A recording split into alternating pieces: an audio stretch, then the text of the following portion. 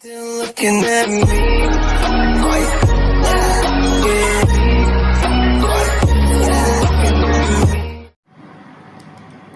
Hello friends, welcome to Unique Classes. दोस्तों, मेरा नाम राहुल मिश्रा है। आज की इस वीडियो में है क्लास 10th NCERT बोर्ड का एक्सरसाइज 8.1 का क्वेश्चन नंबर 7।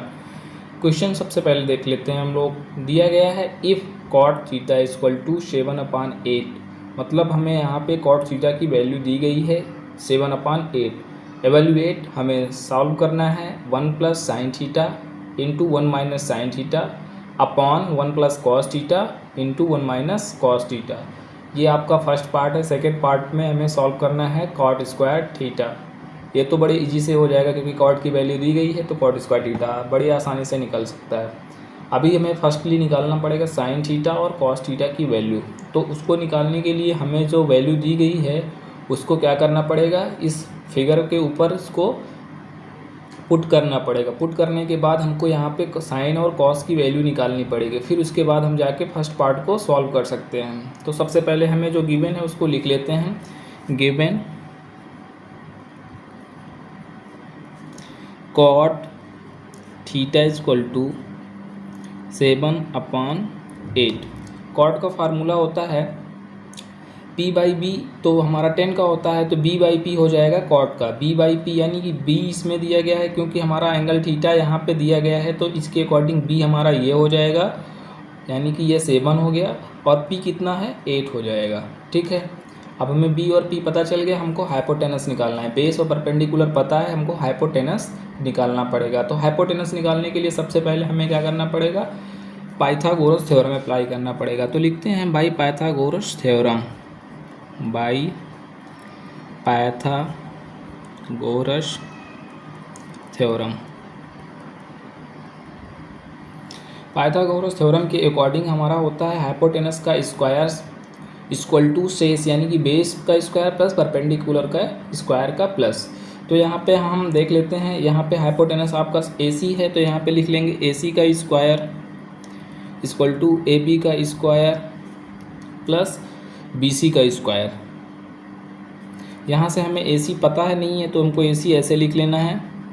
AB पता है, AB इक्वल टू दिया गया है 7, तो यहाँ पे 7 का स्क्वायर प्लस BC दिया गया है 8 का, तो 8 का स्क्वायर हो जाएगा। इसके बाद AC स्क्वायर इक्वल टू 7 7 जा कितना होता है 49 प्लस 8 8 जा 64।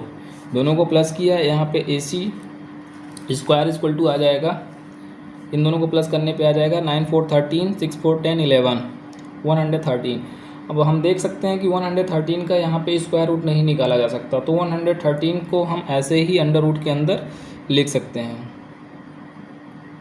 ये आपका आ गया 113, यानी कि AC की जो वैल्यू है वो कितनी आ गई 113। ठीक है, अब हमको तीनों चीज़ें पता हो गई, यानी कि बेस, हाइपोटेनस और परपेंडिकुलर, तीनों चीज़ें पता हो गई। अब यहाँ से हम साइन की वैल्यू निकाल सकते हैं और कास की भी वैल्यू निकाल सकते हैं। तो यहीं पे हम निकाल लेते हैं साइन थीटा की वैल्यू और कास थीटा की value. Sine theta equal to होता है P/H, यानी परपेंडिकुलर अपॉन हाइपोटेनस। परपेंडिकुलर आपका इसमें दिया गया है 8 और हाइपोटेनस कितना दिया गया है 113। ये आपका हो गया साइन थीटा। यहाँ पे कॉस थीटा की भी वैल्यू निकाल सकते हैं। कॉस थीटा इक्वल टू होता है B/H। B आपका दिया गया है 7 और हाइपोटेनस दिया गया है 113 अंडर रूट के अंदर। ये हो गया साइन और कॉस की वैल्यू। अब हमें चलना है फर्स्ट क्वेश्चन की तरफ, जो कि पूछा गया 1 प्लस साइन थीटा। उसको लिख लेते हैं। पहला क्वेश्चन है 1 plus sine theta 1 minus sine theta upon में 1 प्लस कॉस थीटा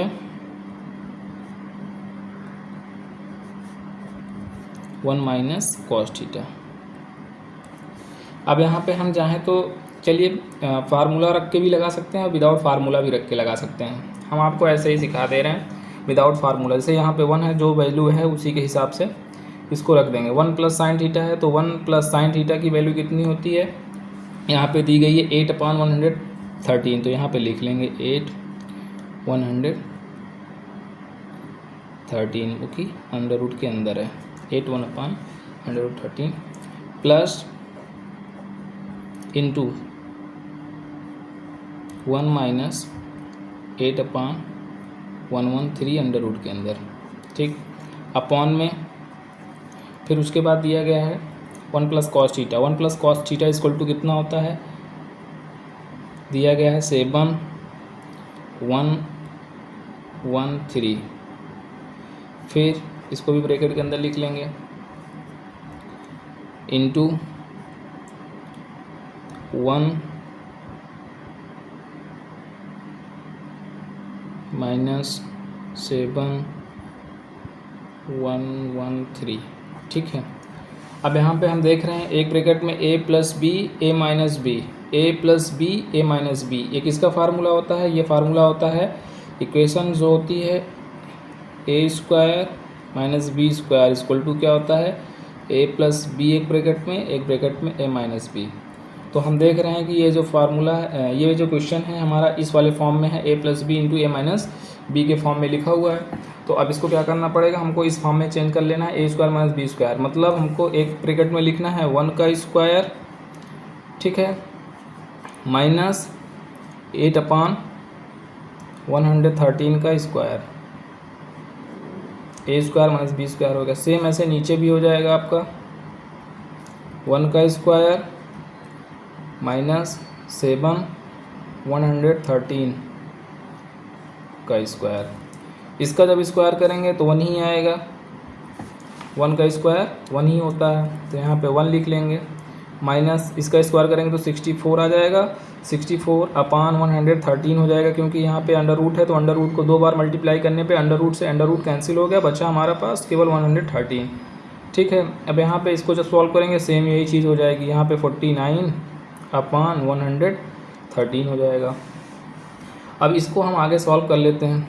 जब इसको आगे सॉल्व करते हैं तो देखते हैं यहाँ पे क्या हो जाएगा, इसके आगे हो जाएगा हमारा 113 से जब 1 में मल्टीप्लाई करेंगे तो आएगा 113 माइनस 64 करेंगे तो माइनस 64 करने पे आ जाएगा 49/113।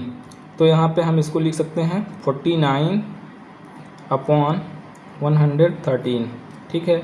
अपॉन में आपका हो जाएगा, ये 113 है, इसको मल्टीप्लाई करेंगे तो 113 आएगा, यहाँ पे जब माइनस करेंगे तो आ जाएगा 64/113 हो जाएगा। अब हम चाहें तो देखें तो यहाँ भी 113 लिखा हुआ है, यहाँ भी 113 है, डायरेक्ट इससे भी माइनस कर सकते हैं, लेकिन हम इसको एक लाइन और आप लोगों की जानकारी के लिए बढ़ा दें कि कैसे यहाँ पे होगा।